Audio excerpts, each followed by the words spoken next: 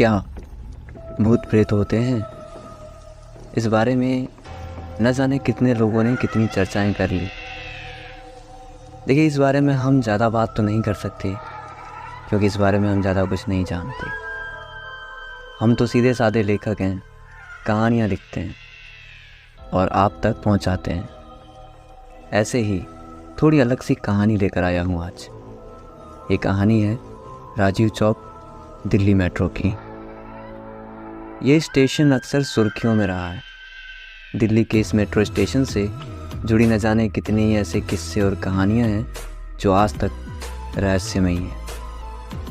जिनमें कुछ कहानियाँ तो शायद ऐसी हैं जो आपका दिल दहला दें।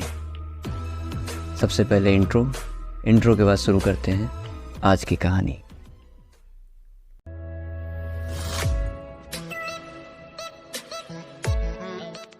ये कहानी है नकुल की। कहानी 2015 के आसपास की है। नकुल की उम्र उस वक्त 26 साल की थी और उनकी हाल ही में एक आईटी कंपनी में नौकरी लगी थी। घर परिवार सब बहुत खुश थे। वैसे आपको नकुल के परिवार से मिलाते हैं। नकुल के परिवार में माँ, पापा और एक छोटा भाई है। नकुल की नौकरी से घर में सब बहुत खुश थे, लेकिन नकुल को नौकरी के लिए बहुत सफ़र करना पड़ता था। नकुल का घर राजीव मेट्रो स्टेशन से करीब 20 मिनट की दूरी पर था। नकुल सुबह 8 बजे निकलता और वापस आते आते उसको करीब रात के 10 से 11 बज जाती थी। शुरुआत में तो सब एकदम सही चल रहा था और नकुल भी अपनी नौकरी में कुछ पैसे जोड़ रहा था। मिडिल क्लास परिवार है, छोटे छोटे सपने, और उन सपनों को पूरा करने के लिए सेविंग करनी पड़ती है। ये घटना है दिसंबर के महीने की। सर्दियों का दौर था तो रातों में सड़कें जल्दी शांत हो जाती हैं। नकुल को हमेशा की तरह आज भी 10 बज गए थे आते आते। नकुल राजीव चौक मेट्रो स्टेशन से जैसे ही बाहर निकल रहा था, उसे वहीं कोने में एक पायल मिली। नकुल का ध्यान जैसे ही उस पायल पर गया, वो रुका और उसने वो पायल उठाकर अपने पास रख ली, ये सोचते हुए कि शायद ये चांदी की पायल है, कहीं काम आएगी। लेकिन ये सिर्फ एक पायल थी, पूरा जोड़ा नहीं। नकुल ने बस उस पायल को अपने बैग के आगे वाली चेन में रखा और अपने घर की ओर चल दिया। रात में ये आखिरी मेट्रो थी यहाँ के लिए, और राजीव चौक में रात में बहुत कम लोग उतरते थे, या यूं कहूँ कि शायद वो लोग इस स्टेशन की कहानियों से परिचित थे। नकुल के घर से पहले 2 चौराहे पड़ते हैं। पहला चौराहा पार कर नकुल दूसरे चौराहे के पास था और यहाँ से नकुल का घर बस 5 मिनट की दूरी पर था। और नकुल के घर से ये चौराहा बिल्कुल साफ नजर आता है। नकुल उस चौराहे को पार करके अपने घर आ गया। फिर रोज की तरह अपना मुंह हाथ धोकर खाना खाया और अपने माँ पापा के पास बैठकर थोड़ी देर बातें की और फिर अपने अपने कमरों में सोने चले गए। इस कमरे में नकुल और नकुल का छोटा भाई दोनों एक साथ सोते थे और इस कमरे की खिड़की घर के सामने की ओर खुलती थी, जहाँ से वो चौराहा बिल्कुल साफ नजर आता है। नकुल और उसके भाई दोनों ने थोड़ी देर तक इधर उधर की बातें की और फिर दोनों सो गए। रात के करीब 3 बजे होंगे। नकुल की एक भयानक सपने के साथ आंख खुलती है। नकुल को सपने में एक मैले से सफ़ेद कपड़े में एक लड़की नजर आई, जिसके बाल बहुत गंदे से हो रहे हैं और उसके हाथ पैर कुछ जानवर जैसे हैं। वो जो भी है वो इंसान तो नहीं है। वो लड़की उनके कमरे की खिड़की पर खड़ी नकुल को बस देख रही है और उस लड़की का चेहरा बालों से ढका हुआ है। धीरे धीरे वो लड़की अपने चेहरे को ऊपर की ओर उठा रही है। बस इसके बाद नकुल की डर से आंख खुल गई। उठकर देखा तो रात के 3 बज रहे थे। नकुल ने खुद को किसी तरीके से संभाला और पानी पीकर अपने बिस्तर पर ही बैठ गया। कमरे की लाइट बंद थी, बस एक छोटा सा नाइट लैंप चल रहा था, जिससे कमरे में हल्की फुल्की रोशनी थी। नकुल के मन में अब भी डर था और उसकी नज़र बार बार अपने कमरे की खिड़की पर थी। कमरे की खिड़की आधी खुली और आधी बंद थी, तो नकुल अपने डर पर काबू पाने के लिए उठा और खिड़की को बंद करने के लिए जैसे ही 2 कदम बढ़ाए, उसके कदम वहीं जम गए। सर्दी के महीने में भी नकुल के पसीने छूट रहे थे। क्योंकि खिड़की से नज़र आते चौराहे पर रोड लाइट की हल्की सी रोशनी में शायद उसे कोई नज़र आ गया था। चौराहे पर एक सफ़ेद कपड़े में कोई खड़ा है जिसके बाल ज़मीन तक आ रहे हैं, वही सफ़ेद मटमेले कपड़ों में। नकुल के डर के मारे हाथ पैर कांपने लगे। वो अपने भाई को उठाना तो चाहता था, लेकिन ना वो अपनी जगह से हिल पा रहा था और ना उसके मुंह से कोई आवाज़ निकल रही थी। तभी शायद घर में कोई पानी पीने उठा होगा, तो बर्तन की कुछ आवाज़ से नकुल जैसे किसी गहरी नींद से जगा हो। वो जैसे तैसे खुद को संभालता है और जल्दी से जाकर अपने कमरे की खिड़की को बंद कर देता है। पर दरवाज़ा बंद कर लो या खिड़की, प्रेत को खुद तक आने से आप नहीं रोक सकते। खिड़की बंद करके नकुल बिस्तर पर ही एक तरफ सहम कर बैठ गया और उसकी नज़र बार बार सिर्फ और सिर्फ उस खिड़की पर थी। जैसे तैसे ये रात बीती और सुबह हुई। नकुल ने रात में जो भी हुआ उस बारे में घर में किसी को नहीं बताया। सुबह वापस अपने काम पर निकल गया। नकुल रात में वही लास्ट मेट्रो से वापस आ रहा था। दिन भर की भाग दौड़ से थोड़ा थका हुआ था और इसलिए शायद वो रात की उस घटना को भूल गया, लेकिन उसे ये नहीं पता था कि आगे इससे भी कुछ भयानक होने वाला है। राजीव चौक स्टेशन आने में अभी 30 मिनट बाकी थे। नकुल मेट्रो में बैठा बस आसपास के लोगों को देख रहा था। तभी उसकी नज़र गई तो देखा कोने में गेट के पास कोई बैठा है जिसका चेहरा बालों से ढका हुआ है। उसके हाथ पैर कुछ जानवरों जैसे लग रहे हैं, वही सफ़ेद और मटमैले कपड़ों में। नकुल के यहाँ फिर पसीने छूटने लगे। नकुल की बिगड़ती तबीयत को देख पास बैठे एक बुजुर्ग ने पूछा, बेटा क्या हुआ, तबीयत ठीक है तुम्हारी? नकुल ने कहा, पता नहीं, बस मुझे डर लग रहा है। तो उन्होंने नकुल को संभालते हुए पूछा कि यहाँ मेट्रो में सब लोग हैं, तुम्हें डरने की ज़रूरत नहीं है। नकुल ने उनसे पूछा कि अंकल आप कहाँ उतरोगे? तो उन्होंने बताया कि वो राजीव चौक उतरेंगे। तो नकुल ने उनसे कहा कि अगर आपको कोई दिक्कत ना हो तो क्या आप प्लीज़ मुझे मेट्रो स्टेशन के बाहर तक छोड़ देंगे? मुझे पता नहीं क्यों लेकिन बहुत डर लग रहा है। राजीव चौक आया और उन बुजुर्ग अंकल ने नकुल को मेट्रो के स्टेशन के बाहर तक छोड़ दिया और कहा कि बेटा डरो मत और घर जाओ, और अगर समस्या ज़्यादा है तो लास्ट मेट्रो में आना छोड़ दो। उन बुजुर्ग ने ऐसा क्यों कहा? या शायद हो सकता है वो इस मेट्रो स्टेशन के बारे में बहुत कुछ जानते होंगे। नकुल धीरे धीरे डरते कदमों के साथ घर की ओर चल दिया। नकुल ने जैसे तैसे पहला चौराहा तो पार कर लिया, लेकिन वो जो दूसरा चौराहा है उसे वहाँ कोई नज़र आ गया। नकुल के कदम आगे नहीं बढ़ रहे थे। चौराहे पर वो जो औरत नज़र आ रही है वही है जो उसे मेट्रो में नज़र आई थी। वो धीरे धीरे ज़मीन पर घिसटती हुई नकुल की ओर बढ़ रही है। नकुल को कुछ समझ नहीं आ रहा कि वो क्या करे, मदद के लिए किसको बुलाए। वो कहते हैं ना कि कर्म अच्छे हों या आपका दिन अच्छा हो तो आपके साथ कभी कोई कुछ गलत नहीं कर सकता। नकुल के साथ भी आज कुछ ऐसा ही मानो। उसका आज दिन अच्छा था या उसकी शायद किस्मत अच्छी थी। वहाँ से एक बुजुर्ग आदमी अपनी सब्जी का ठेला लेकर घर को जा रहे थे। उन्होंने वहाँ नकुल को रात में अकेले चौराहे पर खड़ा देखा तो उसको जाकर बोला, अरे बेटा तुम कौन हो और इतनी रात में यहाँ क्या कर रहे हो? ये जगह इस वक्त ठीक नहीं है, जाओ घर जाओ। नकुल ने उनसे हाथ जोड़कर कहा, अंकल मुझे बहुत डर लग रहा है, मुझे नहीं समझ में आ रहा कि मेरे साथ ये क्या हो रहा है। आप बस मुझे किसी तरह मेरे घर छोड़ दो, मेरा घर पास में है। नकुल की बातों से उन्हें नकुल का डर साफ नजर आ रहा था। उन्होंने नकुल को उसके घर तक छोड़ दिया। नकुल घर पहुंचा और अपने मम्मी पापा को सारी बात बताई, लेकिन घर वालों ने इसे मजाक समझ लिया। नकुल की बात पर बिल्कुल भी विश्वास नहीं किया। वैसे अगर आपसे कोई इस बारे में बात करे तो एक बार उसकी बात का विश्वास ज़रूर करना। हो सकता है शायद उसके साथ समस्या सच में बहुत बड़ी हो। रात में सबने नकुल की बात को आई गई में कर दिया और सब खाना खाकर सो गए। नकुल वहीं बिस्तर पर बैठे जैसे तैसे अपने डर पर काबू करने की कोशिश कर रहा था कि तभी करीब रात के 1 बजे कमरे की खिड़की के पास कुछ आवाज़ सी हुई, जैसे कोई धीरे धीरे किसी धारदार चीज़ से खिड़की को कुरेद रहा हो। ये आवाज़ सुनकर नकुल का भाई भी उठ गया।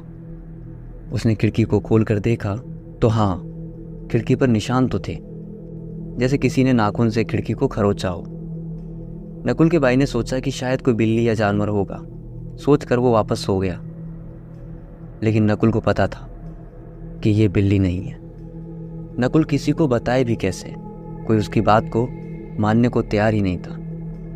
डर के साए में नकुल की ये रात जैसे तैसे बीती, और इस रात नकुल के साथ कई भयानक खेल हुए।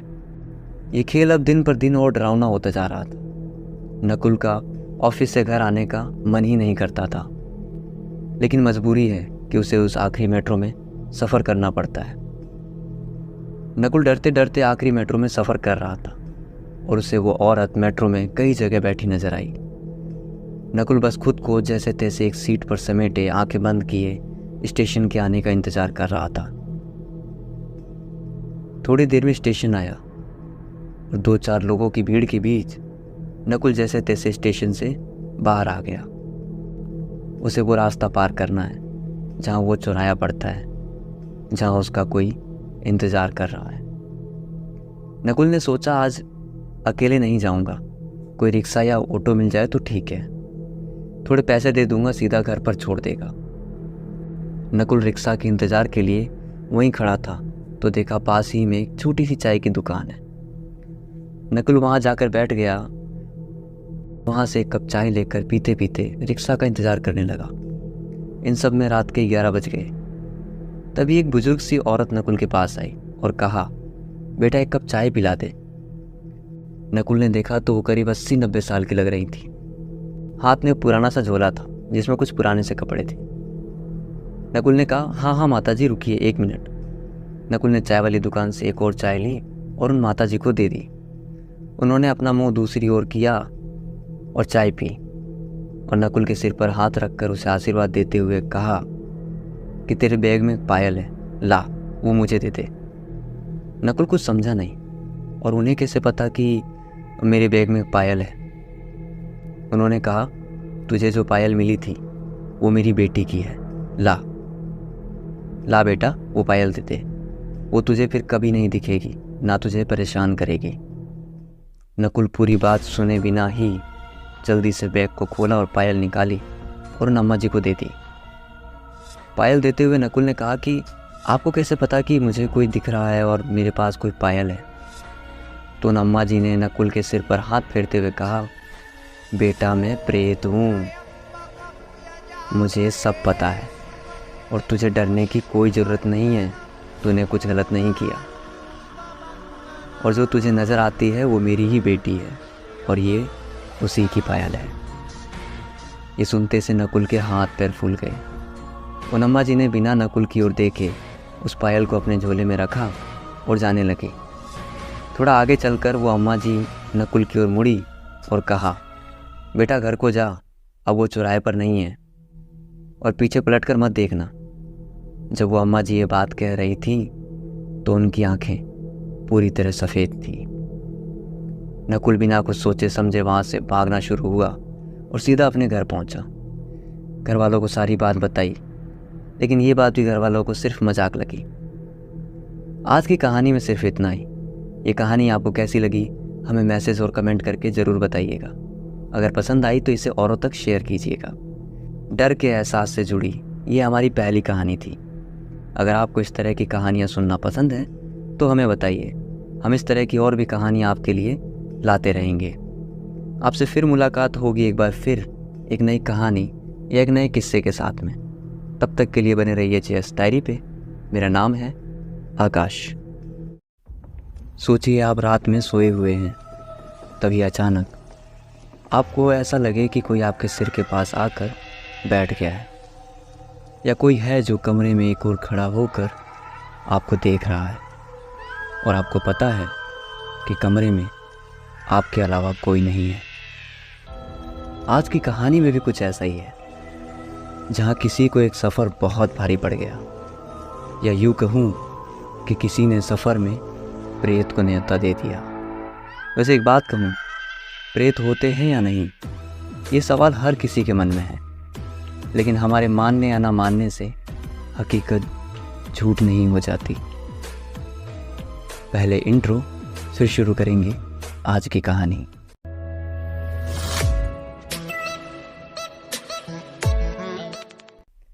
राकेश, सौरभ और आशीष तीनों बहुत अच्छे दोस्त थे जो कि राजस्थान के कोटा शहर में रहते थे। तीनों अच्छे दोस्त होने के साथ साथ एक ही कंपनी में काम करते थे। ये बात है करीब 2012 के जुलाई की। गर्मियों का दिन था तो तीनों ने सोचा कि क्यों ना इन गर्मियों में कहीं बाहर घूम के आया जाए। तो तीनों ने मिलकर मसूरी जाने का प्लान बनाया।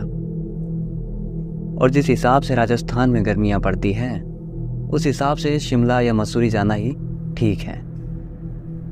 तीनों ने अपने अपने घर में मसूरी जाने की बात को लेकर चर्चा की और घर वाले भी बोले, भाई हम तो क्या ही कहें, तुम तीनों अच्छे दोस्त हो और एक साथ काम भी करते हो और काफ़ी वक्त हो गया तुम्हें कहीं बाहर जाकर घूमे हुए, तो अगर तुम्हारा मन है तो जाओ, घूम आओ। घर वालों से तीनों को काफ़ी आराम से परमिशन मिल गई। वैसे आपको बता दूं कि इन तीनों की उम्र करीब 26 से 30 के बीच में है। 2 दिन बाद तीनों को मसूरी के लिए निकलना था, तो उस हिसाब से तीनों अपनी अपनी ज़रूरत के सामान की पैकिंग करने लगे। तीनों बहुत खुश थे और उनका मसूरी में पूरे 5 दिन रुकने का प्लान था। लेकिन इन्हें कहाँ पता था कि 5 दिन तो छोड़ो, यहाँ एक रात भी भयानक होने वाली थी, क्योंकि वहाँ कोई और भी था जिसे इनमें से किसी एक का इंतजार। अब होता क्या है कि 2 दिन बाद तीनों मसूरी के लिए चल दिए। तीनों बहुत खुश थे कि बहुत दिनों बाद हम तीनों दोस्त एक साथ कहीं घूमने जा रहे हैं। अगले दिन इन्हें देहरादून पहुँचते पहुँचते करीब शाम के 6 बज गए और यहाँ से मसूरी करीब 2 से 3 घंटे का रास्ता था। लेकिन रात में ये रास्ते कुछ अलग से लगते हैं, क्योंकि ये मोड़, ये घुमावदार रास्ते रात में बहुत खतरनाक साबित होते हैं। ये लोग जब देहरादून पहुँचे तो वहाँ इन्होंने अपना चाय नाश्ता किया और मसूरी जाने के लिए टैक्सी बुक करने का प्लान बना रहे थे। तो इनमें से राकेश ने बोला कि रात हो गई है, टाइम भी बहुत ज़्यादा हो गया है, पहाड़ी रास्ते हैं, तो ऐसा करते हैं आज रात हम यहीं रुक जाते हैं, हम सुबह मसूरी के लिए निकल लेंगे। लेकिन राकेश की बात को इन दोनों ने ही नहीं माना। ये शायद कह सकते हैं कि रास्ते में जो इनका इंतज़ार कर रहा है वो इन्हें अपने आप तक आने के लिए मजबूर कर रहा है। राकेश के मना करने के बाद भी ये दोनों नहीं माने, तो मजबूरन राकेश को भी साथ जाना पड़ा। पहले तो इन्हें जल्दी टैक्सी नहीं मिली, क्योंकि इस रास्ते पर लोग अक्सर रात में कम ही जाना पसंद करते हैं। इसलिए टैक्सी ढूंढते ढूंढते इन्हें थोड़ी और देर हो गई। फिर इन्हें एक टैक्सी मिली, उससे इन्होंने अपने किराए भाड़े की जो भी बात है वो तय की और अपना अपना सामान रखकर टैक्सी में आकर बैठ गए। टैक्सी ड्राइवर ने बताया कि पहाड़ी रास्ता है, तो जैसे जैसे अंधेरा बढ़ता जाएगा वैसे वैसे पहाड़ों में कोहरा और धुंध भी बढ़ती जाती है, इसलिए गाड़ी चलाने में थोड़ी दिक्कत होती है, इसलिए गाड़ी थोड़ा धीरे धीरे चलेगी। सारी बात वक्त तय होकर ये सब मसूरी के लिए निकल गए। बड़ी बड़ी घाटियाँ और ये घुमावदार रास्ते, ऊपर से ये रात का अंधेरा, तीनों के मन में हल्के हल्के डर का कारण बन रहे थे। कुछ दूर गाड़ी चली होगी कि इन्हें सड़क के किनारे एक छोटी सी चाय की दुकान दिखी, तो इन तीनों ने सोचा कि क्यों ना उतर कर यहाँ चाय पी जाए। तीनों ने गाड़ी रुकवा दी। हालांकि उन गाड़ी वाले भैया ने इन्हें मना किया कि इस वक्त इन रास्तों पे गाड़ी रुकना ठीक नहीं, लेकिन ये तीनों माने नहीं। फिर बस गाड़ी रुकते ही ये तीनों गाड़ी से बाहर आए और चाय पीते पीते अपनी इधर उधर की बातें करने लगे। गाड़ी वाले भैया बार बार घड़ी देख रहे थे और इन तीनों को जल्दी चलने को कह रहे थे, लेकिन इन तीनों को ये बात समझ में नहीं आ रही थी। वैसे ये भी कह सकते हैं कि वो गाड़ी वाले भैया इन्हें उस वक्त से पहले मसूरी पहुंचाना चाहते थे जिस वक्त इन रास्तों में अक्सर किसी को कोई नज़र आ जाता है। खैर, तीनों ने चाय खत्म की और अपनी अपनी मस्ती करते हुए वापस गाड़ी में आकर बैठ गए। गाड़ी जैसे ही उस जगह से करीब 200 मीटर कुछ दूर चली होगी कि उन्हें अचानक से एक आवाज़ आई, जैसे कोई जानवर उनकी गाड़ी के नीचे आ गया हो। गाड़ी वाले भैया ने अचानक से गाड़ी रोक ली, लेकिन वो गाड़ी से उतरने से पहले इनकी ओर मुड़े और कहा कि देखिए आप तीनों गाड़ी से मत उतरना, मैं देख कर आता हूँ।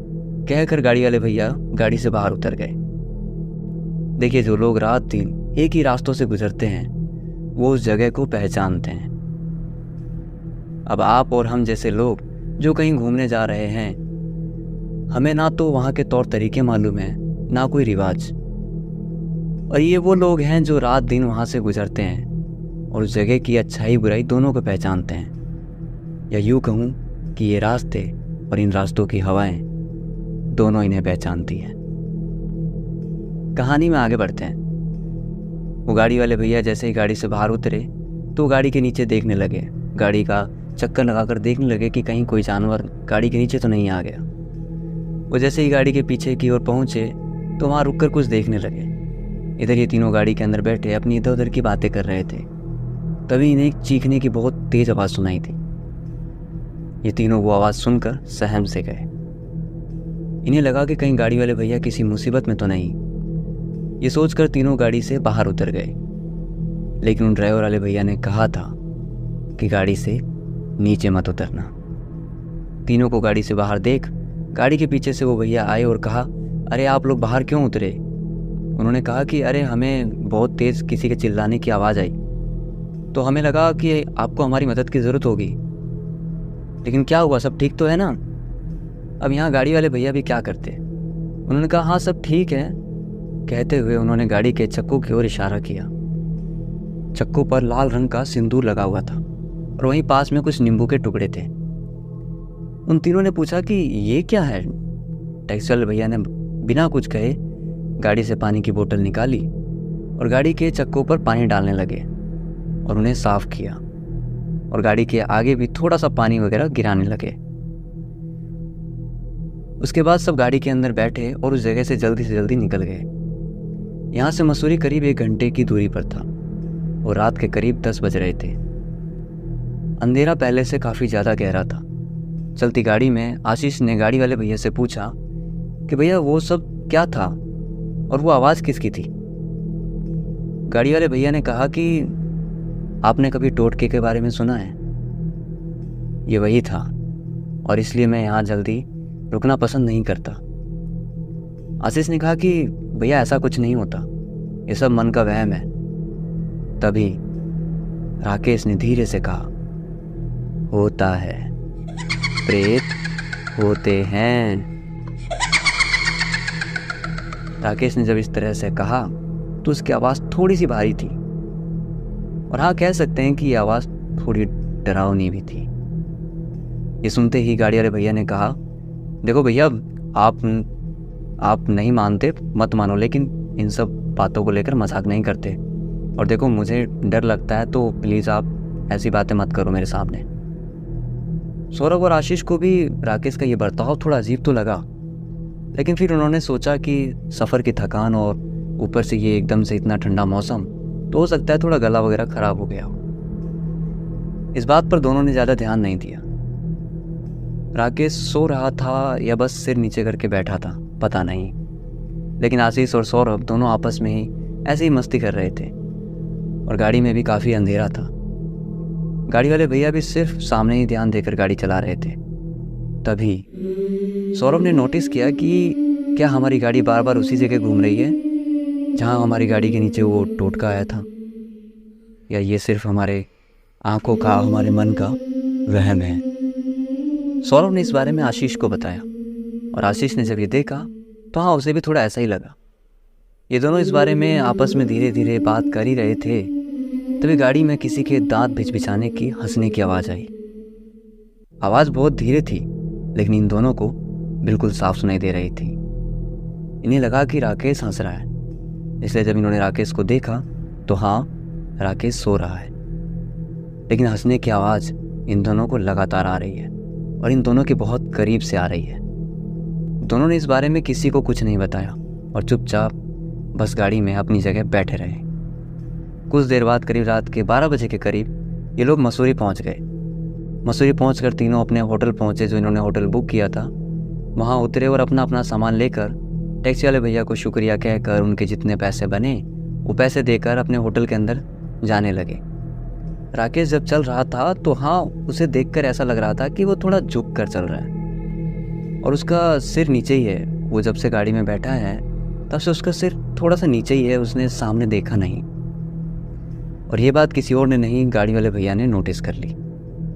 उन्हें समझते देर नहीं लगी कि हाँ, इसके साथ कुछ ना कुछ समस्या तो हुई है। उन्होंने आशीष को बुलाया और कहा कि भैया ये मेरा मोबाइल नंबर है, और अगर आपको कोई दिक्कत हो या रात में अजीब लगे या कोई भी दिक्कत हो या मदद की ज़रूरत हो तो मुझे फ़ोन कर लेना। ये बात आशीष को समझ नहीं आई, लेकिन हाँ, उसने गाड़ी वाले भैया के नंबर ले लिए। सब होटल में अपने कमरे में आ गए और अपना खाना वाना खाकर इतने लंबे सफ़र से थके हुए थे तो सब जल्दी ही सो गए। इन सब में राकेश ने ज़्यादा बात नहीं की और ज़्यादातर सवालों के जवाब उसने बस हाँ करके ही दिए। थके हुए थे तो सबको नींद भी जल्दी आ गई, सब सो गए। करीब रात के 3 से 3:15 बजे का वक्त हुआ होगा कि आशीष की आंख खुली। उसने देखा कि राकेश सामने की खिड़की के पास सिर झुकाए खड़ा है और किसी से कुछ बातें कर रहा है। कमरे में शांति थी, इसलिए हल्की सी फुसफुसाने की आवाज़ तो आ रही थी। आशीष को ये सब देखकर थोड़ा अजीब लगा और थोड़ा डर भी। आशीष ने सौरभ को उठाया और कहा कि राकेश को देख, वो क्या कर रहा है। सौरभ अभी नींद में था तो उसने बस ऐसे ही कह दिया कि वो कुछ नहीं कर रहा, तू सो जा। लेकिन आशीष ने कहा कि अरे उठकर देखना, वो राकेश थोड़ी अजीब सी हरकत कर रहा है। तो सौरभ ने बिना उठे ही कहा कि भाई तू सो जा, तेरा दिमाग खराब हो गया है, राकेश तो मेरे पास सोया हुआ है, तूने किसे देख लिया। इतना सुनकर जैसे ही आशीष ने पीछे मुड़कर खिड़की पर देखा तो हाँ, वहाँ कोई नहीं खड़ा था। राकेश तो उसके पास में सोया हुआ है। देखो, ये सब ज़्यादा से ज़्यादा 2 मिनट में हुआ होगा और ये संभव नहीं कि राकेश आशीष के सामने से आकर दूसरी ओर सो जाए। अगर राकेश सो रहा है तो वो जो खिड़की पर था वो कौन था, और अगर खिड़की पर राकेश था तो यहाँ जो इनके पास में सोया हुआ है ये कौन है। आशीष को यहाँ से थोड़ा डर लगने लगा, उसे घबराहट होने लगी और उसे इस बात का एहसास हुआ कि हाँ, यहाँ हम तीनों के अलावा कोई और भी है। तभी आशीष ने महसूस किया कि उसके सिर के पास कोई आकर बैठ गया। यहाँ आशीष की हिम्मत नहीं हो रही थी कि वो मुड़कर देख ले, लेकिन मन में था कि एक बार पलटकर देखे तो सही। आशीष धीरे धीरे पीछे की ओर मुड़ना शुरू हुआ। पहली झलक में आशीष ने पहली बार प्रेत को देखा। डर के मारे मसूरी की सर्द रातों में पसीने छूट रहे थे। ना वो मदद के लिए सौरभ को आवाज़ दे पा रहा था और ना वो अपनी जगह से हिल पा रहा था। इसी बीच कानों के पास एक आवाज़ आई, प्रेत सच में होते हैं। भयानक और रूह कपा देने वाली वो हंसी। आशीष चिल्ला दिया। आशीष की आवाज़ सुनकर सौरभ भी उठ गया और होटल के कुछ स्टाफ थे जो वहाँ मौजूद थे वो भी आ गए। सबने आशीष से पूछा तो आशीष ने पूरी बात बताई, लेकिन वहाँ मौजूद किसी इंसान ने इस बात पर विश्वास नहीं किया। सबने कहा कि सफ़र की वजह से थके हुए हो और इसलिए तुम्हें डरावना सपना आया होगा। कोई भूत प्रेत नहीं होते, सो जाओ, सुबह के 4 बज रहे हैं। जब सौरभ ने ये आशीष से कहा था तब राकेश उस वक्त दांत बिचबिचाते हुए गुस्से में सौरभ की ओर देख रहा था। जाहिर सी बात है कि जो आपके बीच है उसे वहाँ होने से आप एकदम से नकार दो तो किसी भी इंसान को गुस्सा आएगा, फिर वो तो प्रेत है। और अब प्रेत के होने का एहसास सौरभ को होने वाला है। ये तो बस शुरुआत थी, अगली रात इससे भी भयानक होने वाली है। क्या हुआ इससे आगे बताएंगे इस कहानी के अगले भाग में। ये कहानी आपको कैसी लगी हमें मैसेज और कमेंट करके ज़रूर बताइएगा। आपसे जल्द मुलाकात होगी इस कहानी के अगले भाग में। तब तक के लिए बने रहिए जेएस डायरी पे। मेरा नाम है आकाश। अगर आपको डर नहीं लगता तो ये बहुत अच्छी बात है, लेकिन भूत प्रेत होते हैं या नहीं, इन सब पर मजाक मत करना, क्योंकि ज़िंदगी में कभी जरा सा भी डर लगा तो याद रखना वो डर पूरी ज़िंदगी के लिए काफ़ी होगा। अब तक की कहानी में आपने सुना कि राकेश, सौरभ और आशीष तीनों एक साथ मसूरी घूमने आए हैं और देहरादून से मसूरी की ओर बढ़ते वक्त राकेश के साथ कुछ समस्या हो गई, या यूँ कहूँ कि राकेश के माध्यम से कोई इन तीनों के पीछे आ गया है। और इस बात का एहसास आशीष को तो हो चुका है, और अब बारी सौरभ की है। अगर इस कहानी का पहला भाग आपने नहीं सुना तो डिस्क्रिप्शन में लिंक दे दिया है, आप वहाँ से इस कहानी का पहला भाग सुन सकते हैं। पहले इंट्रो, फिर शुरू करते हैं आज की कहानी।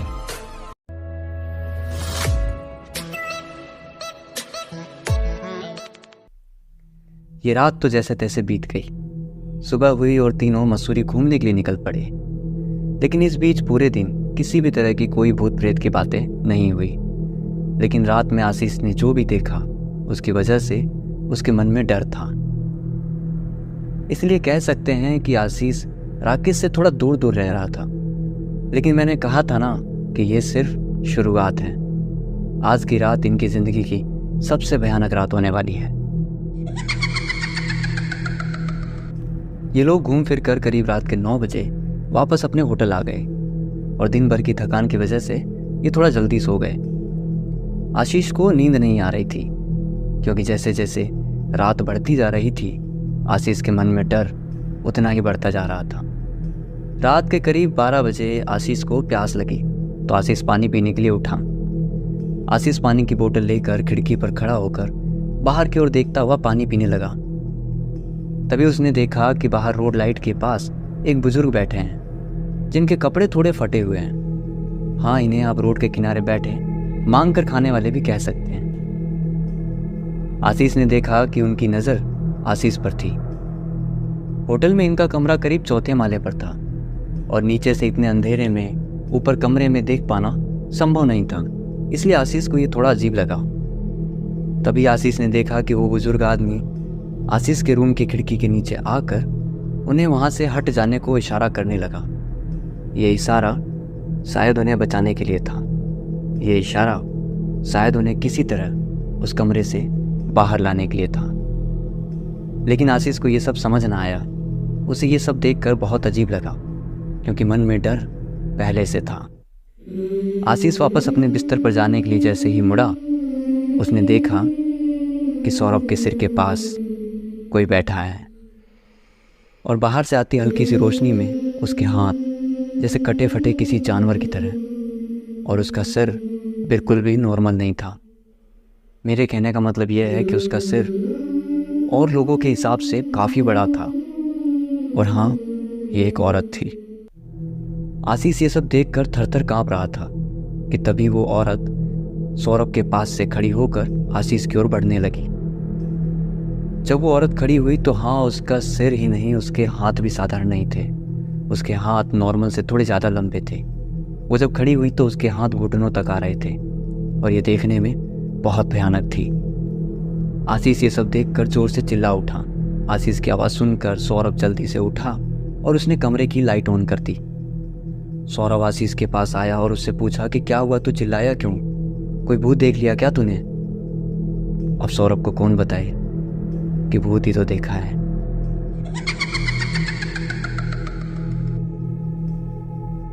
सौरभ ने आशीष को बेड पर बैठाया और उसे पानी पिलाया और उससे पूछा कि आखिर बात क्या है। वैसे आप सोच रहे होंगे कि इन सब में राकेश कहाँ गया, तो आपको बता दूं कि जब सौरभ ने लाइट जलाई तब जो औरत आशीष को नज़र आ रही थी वो राकेश ही था, और अब राकेश वहीं कोने में एक तरफ सिमट कर बैठा है। आशीष ने बिना कुछ कहे सौरभ को राकेश की ओर इशारा किया। सौरभ ने देखा कि राकेश सिर नीचे करके किसी कोने में सिमट कर बैठा है। वो राकेश के पास पहुंचा और उसके कंधों को जैसे ही छुआ, राकेश ने अपना सिर धीरे धीरे ऊपर करना शुरू किया। राकेश के सिर ऊपर करने के करीब 4 से 5 सेकंड में कमरे की लाइट अचानक बंद हो गई।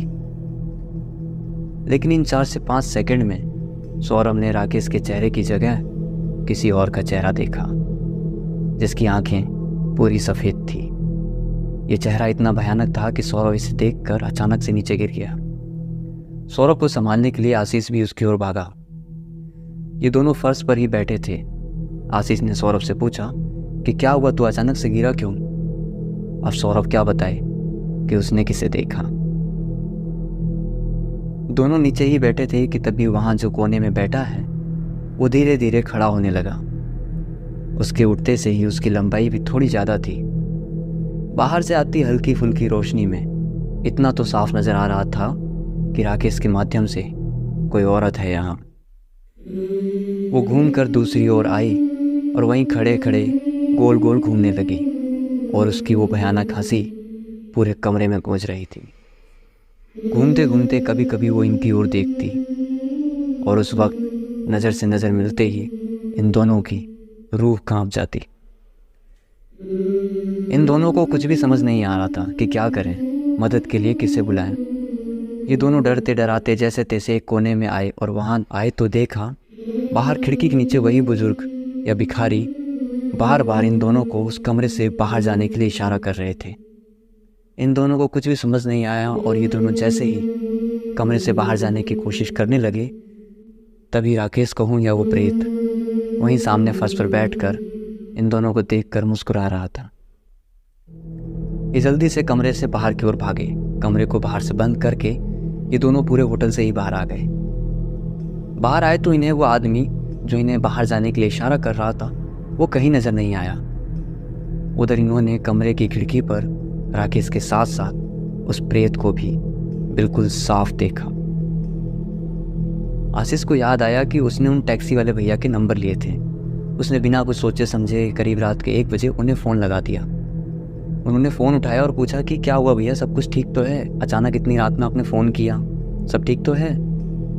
तो आशीष ने कहा कि भैया हम नहीं जानते कि हमारे साथ क्या हो रहा है और हम किससे मदद लें। क्या आप हमारे पास यहाँ अभी आ सकते हो? किस्मत से वो भैया उस वक्त मसूरी किसी सवारी को छोड़ने आए थे, तो वो करीब 20 मिनट में उनके होटल आ गए। और हाँ, इन टैक्सी वाले भैया ने भी खिड़की पर राकेश के साथ साथ प्रेत देखा। इनमें से किसी की हिम्मत नहीं हो रही थी कि वो उस कमरे का दरवाज़ा खोल पाए, लेकिन जो अंदर है वो अपना दोस्त है और वो अभी तकलीफ़ में है, तो उसकी मदद भी करना ज़रूरी है। ये लोग डरते डराते जैसे तैसे धीरे धीरे कमरे का दरवाज़ा खोलने लगे। इन्होंने देखा कि राकेश पूरे कमरे में इनकी ओर देखते हुए इधर उधर जानवरों की तरह चल रहा है। उसकी आंखें बिल्कुल सफ़ेद थी और हाँ, कह सकते हैं कि वो प्रेत राकेश के माध्यम से खुद को दिखा रहा है। टैक्सी वाले भैया इन सब के बारे में काफ़ी कुछ जानते थे, इसलिए उन्होंने कहा कि यहाँ से करीब 4 से 5 किलोमीटर दूर एक जगह है जहाँ हमें राकेश को अभी के अभी लेकर जाना होगा, नहीं तो बहुत देर हो जाएगी। और ये भी कह सकते हैं कि ये प्रेत राकेश को अपने साथ ले जाएगा। तीनों हिम्मत करके कमरे के अंदर चले गए और राकेश इन तीनों को देखकर गुस्से से अपने दांत किटकिटा रहा था। इन तीनों ने जैसे तैसे राकेश को पकड़ा और अपनी गाड़ी में बैठाकर होटल से निकल गए। यहाँ राकेश गाड़ी के अंदर बैठा सिर्फ इन दोनों को देखकर घुर्रा रहा था, अपने दांत किटकिटा रहा था। वैसे ये मंजर इन तीनों की रूह कपा देने वाला था। ये सिर्फ इन्हें डराने की कोशिश कर रहा था, कुछ कर नहीं पा रहा था। ऐसा इसलिए क्योंकि गाड़ी में सामने की ओर ईश्वर की तस्वीर थी। देखो, धर्म चाहे जो भी हो, बस अपने ईश्वर पे विश्वास रखो। यहाँ कह सकते हैं कि इस प्रेत को कुछ देर के लिए ईश्वर ने रोक लिया। करीब आधे घंटे बाद इनकी गाड़ी एक जगह रुकी। देखा तो एक मोड़ है जहाँ मस्जिद और बालाजी का मंदिर आमने सामने था। और ये दोनों कोई ज़्यादा बड़ी जगह नहीं थी, बस छोटे छोटे मंदिर और मस्जिद थे। और यहाँ मैं किसी भी तरह के किसी भी धर्म को बढ़ावा नहीं दे रहा। सभी धर्म और सभी ईश्वर एक समान है। अब होता क्या है कि गाड़ी जैसे ही यहाँ रुकी तो गाड़ी में बैठे प्रेत की जोर जोर से चिल्लाने की आवाज़ आने लगी और ये आवाज़ सचमुच बहुत भयानक थी। जब ये ज़बरदस्ती करके राकेश को गाड़ी से उतार रहे थे तब राकेश ने गाड़ी में ही सीट के किनारे अपने हाथ को फंसाकर मोड़ दिया, जिससे उसकी हाथ की 2 उंगलियां टूट गई और उंगलियों के टूटते ही राकेश जोर जोर से हंसने लगा। ये मंजर देख इन तीनों की रूह कांप गई। इन तीनों के कदम धीरे धीरे पीछे की ओर हटने लगे। तभी बाहर की आवाज़ सुनकर बालाजी के मंदिर से एक बुजुर्ग बाहर आए, जिसे देख राकेश अपने दांत पीसने लगा, या यूं कहूँ कि वो प्रेत अब उन्हें देखकर डरने लगा। जब आशीष और राकेश ने उन्हें देखा तो पहचानते देर न लगी कि वही हैं जिन्होंने खिड़की के नीचे खड़े होकर इन दोनों को कमरे से बाहर जाने के लिए इशारा किया था। ये सब इन दोनों को समझ ना आया वो बुजुर्ग इन दोनों के पास आए और मुस्कुराते हुए कहा, अगर मेरा इशारा तुम पहले ही समझ जाते तो इतनी देर ना होती। ये बस इन दोनों को समझ ना आया। वो बुजुर्ग इतना कहकर पहले मंदिर और फिर मस्जिद में जाकर छोटी छोटी 2 पोटली लेकर आए और फिर किनारे की ओर बनी नीम के पेड़ के नीचे एक चौकी पर जाकर बैठ गए और इन तीनों को राकेश को अपने सामने बैठाने का इशारा किया। यहाँ राकेश चुपचाप उनके सामने जाकर बैठ गया और अब यहाँ उतारा शुरू हुआ। रात के 2 बजे से लेकर सुबह के 4 बजे तक इन तीनों ने वहाँ ऐसे ऐसे खेल होते देखे जिसे ये पूरी जिंदगी कभी नहीं भूल पाए। इन सब के बाद राकेश को पूरे 24 घंटे बाद होश आया। फिर ये यहाँ से अपने घर लौट गए। तीनों की दोस्ती अब पहले जैसी नहीं रही, क्योंकि इन 2 रातों में जो हुआ उससे कहीं ना कहीं आशीष और सौरभ के मन में राकेश को लेकर अब भी डर है। और राकेश का कहना है कि उसे आज भी कभी कभी ऐसा लगता है कि कमरे में कोई उसे सोता हुआ देख रहा है। उसे आज भी कभी कभी कोई औरत नजर आ जाती है जो कह सकते हैं कि साधारण नहीं है।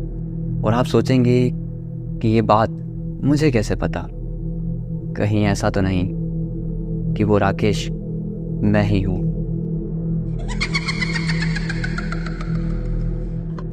आज की कहानी में सिर्फ इतना ही। ये कहानी आपको कैसी लगी हमें मैसेज या कमेंट करके ज़रूर बताइएगा। अगर आपके पास भी कोई ऐसी कहानी है जिसे आप औरों तक पहुंचाना चाहते हैं तो हमें बताइए। कहानी आपकी हमारी जुबानी। आपसे फिर मुलाकात होगी एक बार फिर एक नई कहानी या एक नए किस्से के साथ में। तब तक के लिए बने रहिए जेएस डायरी पे। मेरा नाम है आकाश। एक ऐसा मकान जहाँ रात में तो छोड़ो, दिन में भी जाने पर रोक कांप जाए। कुछ लोगों ने यहाँ भूत देखा, कुछ लोगों ने चुड़ैल, तो कुछ लोग कहते हैं कि यहाँ जिन का वास है। या यूँ कहूँ कि सबका यहाँ अपना एक अलग ही अनुभव है। ये कहानी 2008 की कोलकाता से है। कहा जाता है कि यहाँ से लोग दिन में भी बहुत कम आया जाया करते हैं। लोग इस घर की परछाई से भी डरते हैं, इसकी परछाई को मनहूस मानते हैं। ऐसा क्या था इस घर में, जानते हैं आज की कहानी में। पहले इंट्रो, फिर शुरू करते हैं आज की कहानी।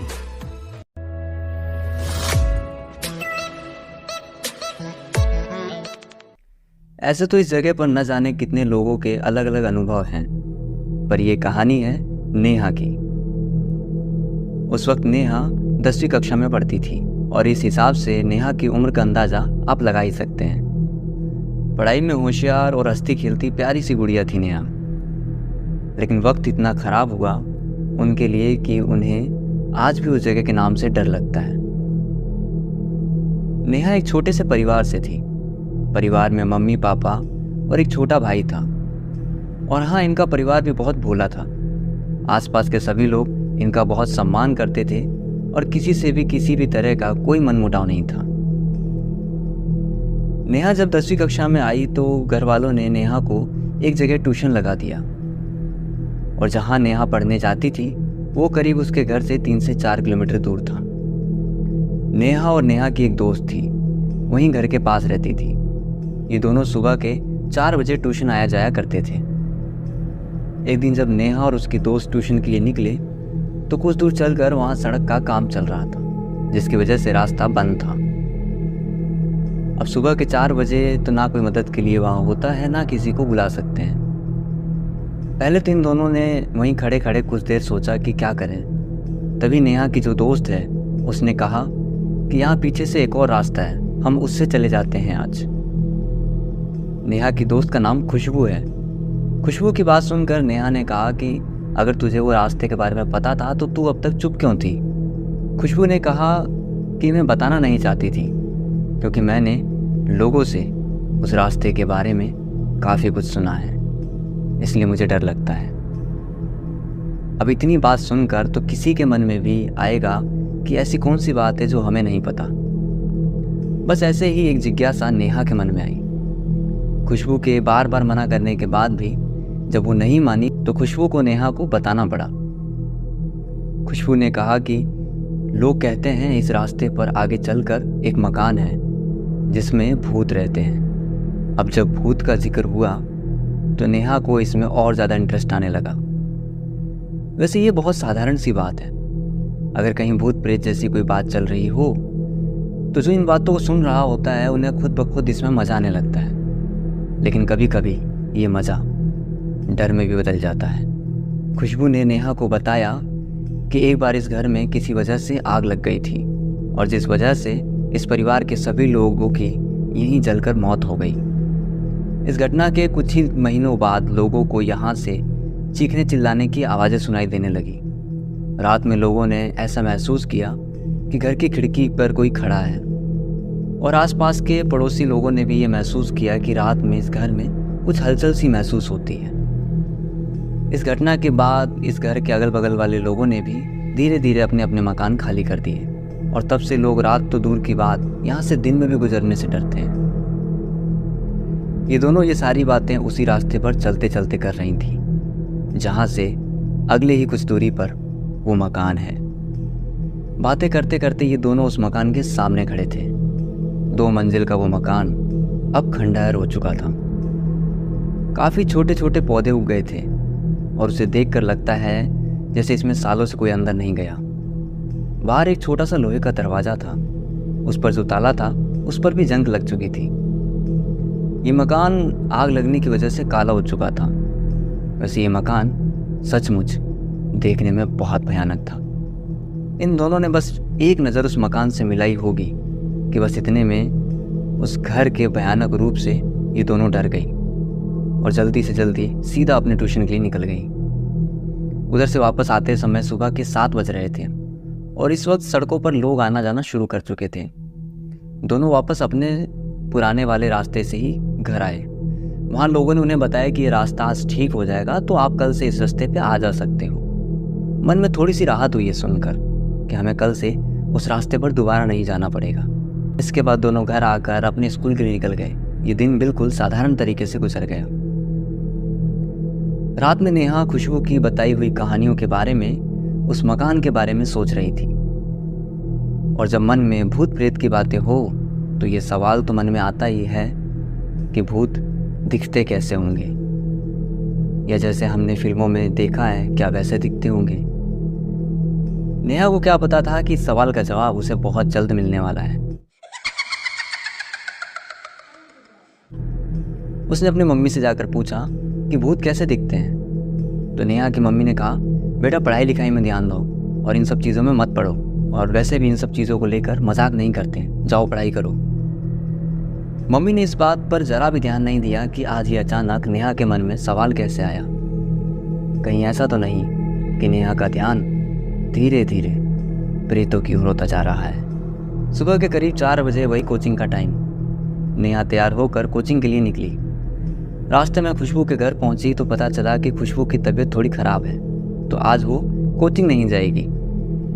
नेहा को आज अकेले ही कोचिंग के लिए निकलना पड़ा। कुछ दूर चली तो देखा कि वो रास्ता आज फिर बंद था। वहाँ काम अभी खत्म नहीं हुआ था, लेकिन कल जब ये लौट रहे थे तो इन्हें बताया गया था कि ये रास्ता आज चालू हो जाएगा। फिर ये बंद क्यों? कहीं ऐसा तो नहीं कि कोई नेहा को खुद तक लाने की कोशिश कर रहा हो।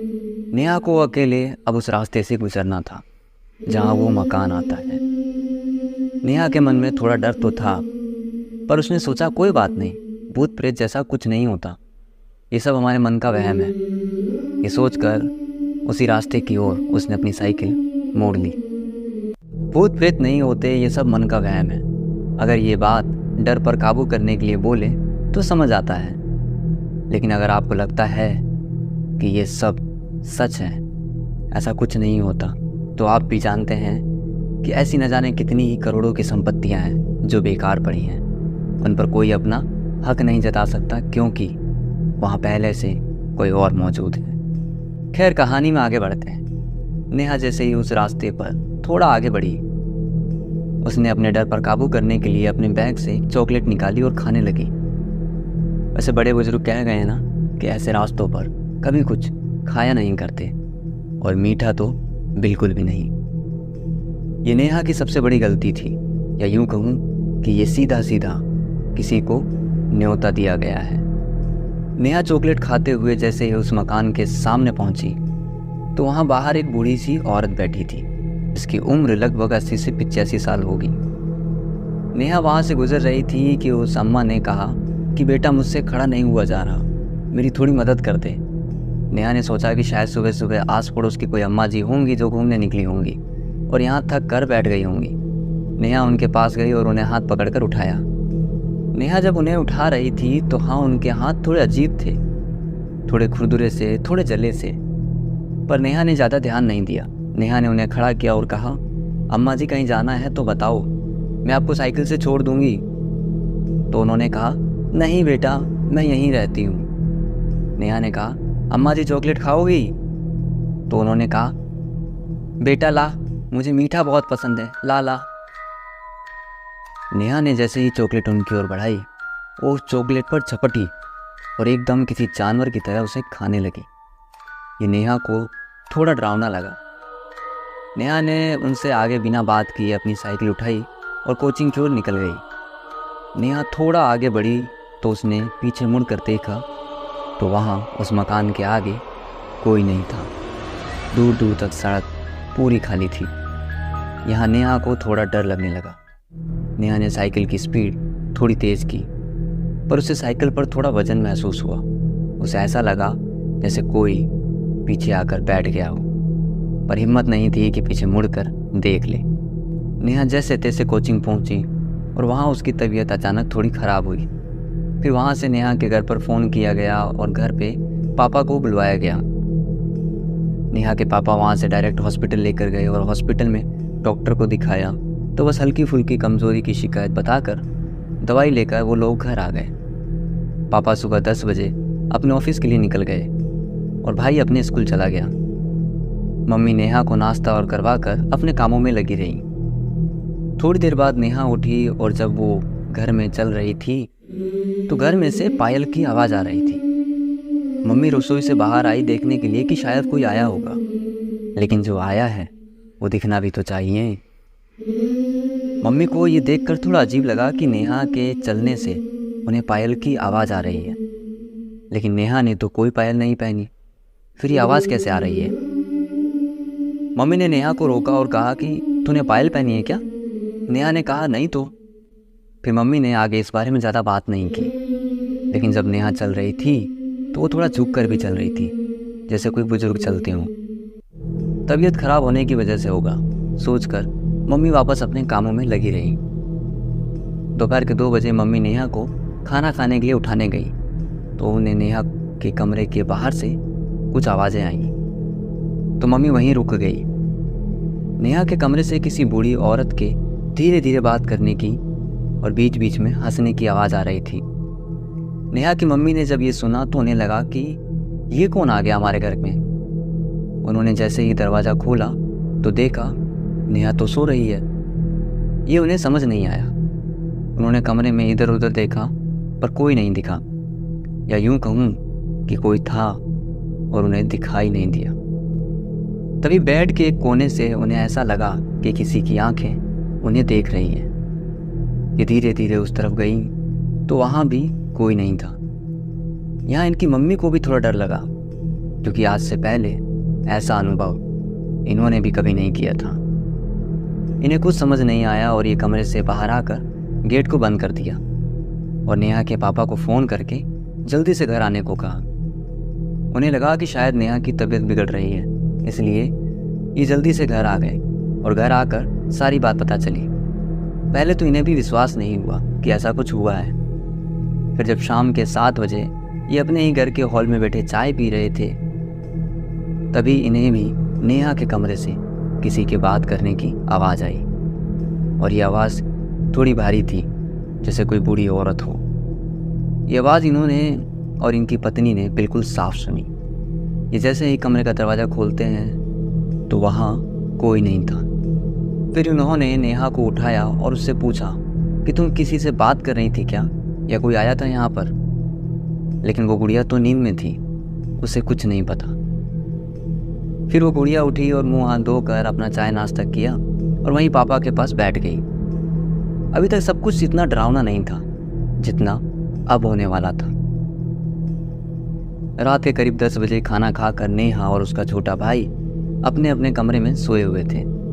कि तभी नेहा अचानक से उठकर बैठ गई और कुछ अजीब सी आवाज़ों में बोलने लगी। ये देखकर उसका भाई उठा और उसने जब अपनी बहन को देखा तो वहाँ उसकी बहन की जगह कोई और था। चेहरा पूरा बदला हुआ सा, आंखें पूरी काली और सफ़ेद से बाल। ये देखकर उसका भाई बहुत ज़्यादा डर गया और ज़ोर से चिल्ला उठा। आवाज़ सुनकर मम्मी पापा जल्दी से कमरे में आए। पापा को कमरे में देखकर भाई जल्दी से उठा और पापा के पीछे छुपकर रोने लगा। किसी तरह उसकी मम्मी ने संभाला और पूछा कि क्या बात है।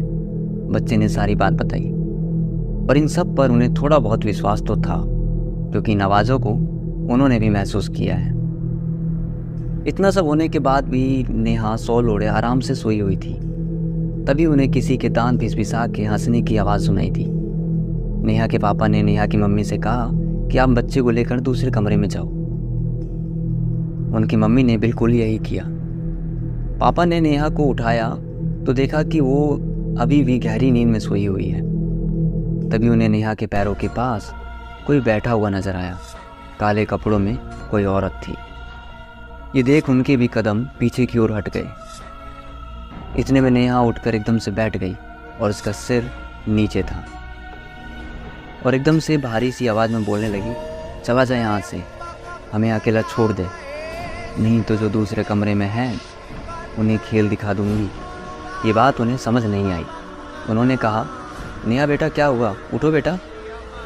उसने फिर कहा, तुझे एक बार समझ नहीं आता, तू जानता नहीं है मैं कौन हूँ। नेहा के इतने से कहते ही उसने अपना सिर ऊपर कर दिया। उसका चेहरा सचमुच बहुत भयानक था। उसके पापा जल्दी से कमरे से बाहर आए और दरवाज़ा बंद कर दिया। यहाँ उन्हें समझ नहीं आया कि क्या करें, किससे मदद मांगे। तभी कमरे में ज़ोर ज़ोर से हंसने की आवाज़ें आने लगी और कुछ आवाज़ें तो इतनी भयानक थी कि इन सब की रूह कांप गई। ये सब आवाज़ें और शोर सुनकर बाहर से कुछ लोग इनकी मदद के लिए आए, लेकिन मदद करेंगे किससे? कोई बीमारी हो तो समझ आए। वो प्रेत है, अकेला, न जाने कितनों पर भारी है। लोग इनके पास आए और पूछा, और जैसे ही दरवाज़ा खोलकर इन्होंने अपनी आंखों से देखा कि वो गुड़िया फर्श पर बैठी गोल गोल अपना सिर घुमा रही है और फिर एकदम से उठकर ज़ोर ज़ोर से हंसते हुए घूमने लगी। घूमते घूमते जैसे ही वो रुकी और इनकी ओर देखा, ये जितने लोग मदद के लिए आए थे सब घर के बाहर। यहाँ एक आदमी नहीं रुका। इसके बाद नेहा ने खुद को कमरे में बंद कर लिया और अंदर से वही आवाज़ें और वही भयानक सी चीखें सुनाई देने लगी। डर के मारे इन सब का बुरा हाल हो रहा था। तभी नेहा का दरवाज़ा खुला। नेहा फर्श पर बैठी थी और अपने पापा को बुलाकर कहा, जा मेरे लिए जलेबी लेकर आ, अगर नहीं लाया तो तेरे बच्चे को खा जाऊंगी। यहाँ कह सकते हैं कि नेहा नहीं थी और जो था वो बहुत भयानक। ये डरते डराते बाहर से जलेबी लेने निकले ही थे कि तभी इनके दरवाजे पर एक अम्मा आई। उन्होंने कहा कि बेटा क्या बात है, सब ठीक है ना, और ये कैसी आवाज़ें आ रही है तेरे घर से? इतना सुनकर नेहा के पापा रो पड़े और सारी बात बताई। दूसरे कमरे से उनकी पत्नी भी आ गई थी। अम्मा जी ने कहा, कोई बात नहीं, तू रो मत, और पत्नी से कहा कि बेटा तेरे घर में नींबू हो तो ले आ जरा। नींबू के साथ साथ अम्मा जी ने कुछ चीज़ें और मंगवाई। नेहा का कमरा अभी भी बंद था। जब सब कुछ कहे मुताबिक हो गया तो अम्मा जी ने कहा, बेटा जा और कमरे का दरवाज़ा खोल दे, उसे बाहर आना है अब। उन्होंने जाकर दरवाज़ा खोल दिया। दरवाज़ा खोलते ही नेहा किसी जानवर की तरह चलती हुई भयानक तरीके से उनके सामने आई और कहा, ला तू जो मेरे लिए लाई है ला, वो दे दे मुझे। अम्मा जी ने कहा, हाँ देती हूँ। अम्मा जी ने वो सारी चीज़ें एक थाली में रखी और कहा, ले ले तुझे जो चाहिए। नींबू और वो सारी चीज़ें देखकर नेहा एकदम से तिलमिला उठी और दांत किटकिटाते हुए इन सब की ओर देखकर बोली, इसे क्यों बुला लाया तुम? मैंने कुछ किया तेरी बेटी को? मैं आराम से रह रही हूँ ना, फिर इसे क्यों बुला लाया? अब देख मैं क्या करती हूँ। अम्मा जी ने कहा, कुछ नहीं होगा तेरे से, मुझे जानती है ना। इतना कहकर अम्मा जी ने उसके दोनों पैरों के अंगूठों से नींबू को छुआया और उसमें एक सुई चुभा दी। इतना होते ही नेहा जोर से चिल्ला उठी और कहा, मत कर, मुझे जाने दे, मैं कुछ नहीं करूँगी, मुझे वापस जाने दे। इसके बाद अम्मा जी ने पूछा कि कहाँ से आई है, तो उसने बताया कि वो उस जले हुए मकान में रहती है। ये लड़की वहाँ से गुजर रही थी, इसने मुझे मीठा खिलाया और मैं इसके साथ चली आई। इन सब में जो हुआ वो वाकई बहुत डरावना था, या यूँ कह सकते हैं कि यहाँ जो कुछ भी चला उस रात वो रूह कँपा देने वाला एक मंजर था। इसके बाद अम्मा जी ने उससे उसकी इच्छा पूछी तो उसने मीठा खाने को कहा, तो उसे मीठा खिलवाया और फिर एक मिठाई और नींबू को काले कपड़े में लपेटकर अम्मा जी ने नेहा के पापा को देते हुए कहा कि इसे वापस उस घर के आगे रखाओ और आते वक्त पीछे मुड़कर मत देखना। नेहा के पापा ने भी बिल्कुल ठीक वैसा ही किया। उन्होंने वहाँ जैसे ही उस सामान को घर के आगे रखा, उतने में इधर नेहा बेहोश हो गई और उधर घर में अजीब सी हलचल होनी शुरू हो गई। नेहा के पापा वो सब वहाँ रख कर बिना पीछे मुड़े वापस घर को लौट आए। एक कमाल की बात बताऊँ इन सब में, उस दिन के बाद से वो जो अम्मा इनके घर आई थी वो उन्हें कहीं नहीं दिखी और ना ये उन्हें जानते थे। फिर वो थी कौन और इनकी मदद क्यों की? ये सवाल आज भी एक सवाल ही है। बस इतनी सी थी ये कहानी। ये कहानी आपको कैसी लगी हमें मैसेज या कमेंट करके ज़रूर बताइएगा, और अगर कहानी पसंद आई तो इसे औरों तक शेयर कीजिएगा। आपसे फिर मुलाकात होगी एक बार फिर एक नई कहानी या एक नए किस्से के साथ में। तब तक के लिए बने रहिए जेएस डायरी पे। मेरा नाम है आकाश।